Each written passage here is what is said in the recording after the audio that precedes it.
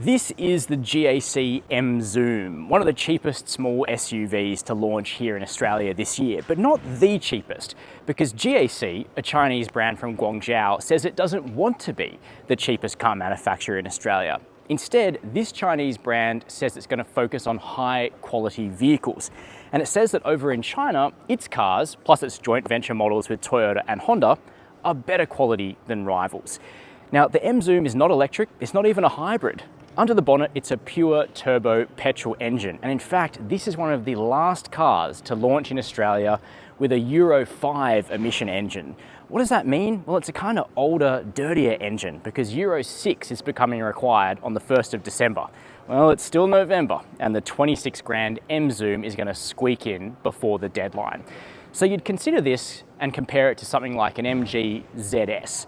How does it differ inside? Let's go have a look. Well, frankly, it's pretty nice in here and quite dominated by the 14-inch touchscreen that sits in the center of the dash. There's only one variant of M Zoom coming to Australia at first, and it pretty much gets all the fruit, including cooled front seats, which is good because we're sitting on vinyl here, which would, cook you in summer.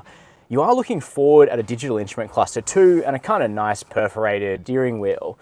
Frankly, it's a reasonable cabin, especially for the money, which will be sub 30 grand drive away. Even though it's a little bit dearer than some of its Chinese rivals, this Hyundai Kona-sized small SUV is still quite a bit cheaper than your typical Japanese or Korean small crossover.